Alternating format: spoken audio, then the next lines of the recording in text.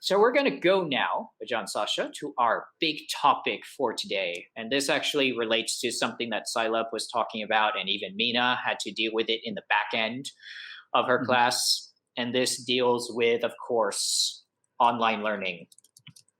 Online learning and basically this whole kind of state of flux that we're in with regards to education. So in terms of the big topic, Silep was not the only one that talked about, having these issues with online Mhm. learning and education. So one of our kind of students commented, is it working for us? I can actually say some stuff works and are Yeah. interesting for when we go back to offline learning. But there are a lot of things that aren't quite working really well in just an online learning educational environment. Therefore, John Sasha, can you share with us what's your experience with online learning and education? Is it all you hoped it would be considering the situation, or are there some things that you have found out from trying to teach online almost exclusively now for the Mhm. past 4 or 5 months? So, what's your take on that? Yeah, well, that's definitely the big topic of the day because it's a really big topic. Yeah, so online learning, right? Before we were forced to be completely online, I was a big proponent of using tools and different online learning, materials, I know, programs to just have a more interaction and whatnot.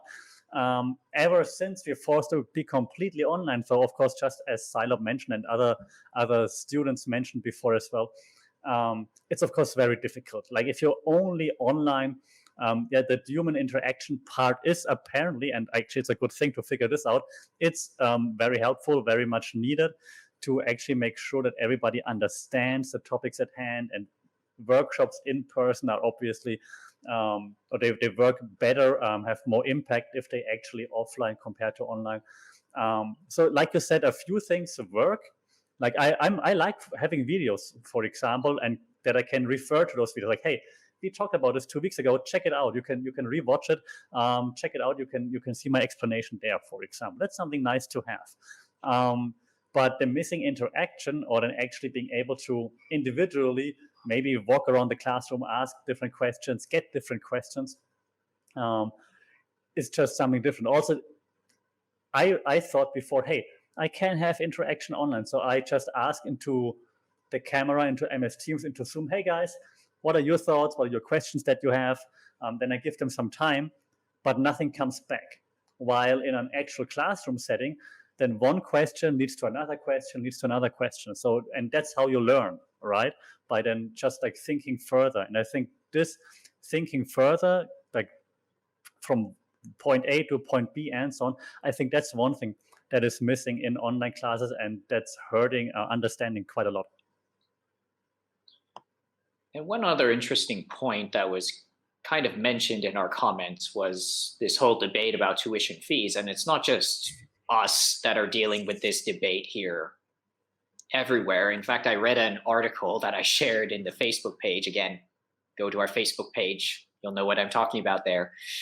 That for some majors and for some subjects, you just need a classroom, and you just need to get a bunch of smart people, or motivated people, I should say, motivated people together to share ideas and to discuss things. But for us in media, a lot of kind of the heavy lifting or the real interesting work that they do has to involve being on a media production set, working together, graphic design, and all that.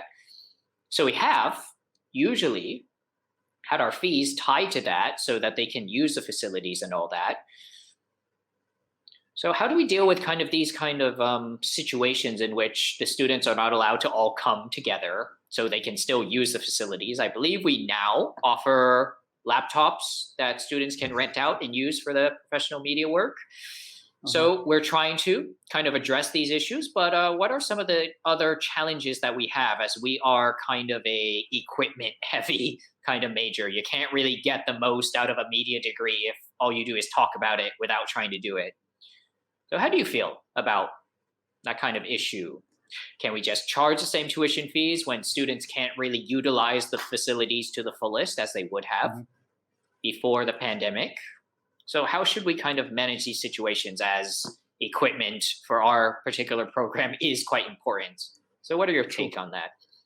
Well, I have they're like the different angles that I would look at here. So I answered the question in a second. I just want to say yes. So it's all true. Without the appropriate equipment, studios, and so on, it's more difficult, of course, to create actual quality content.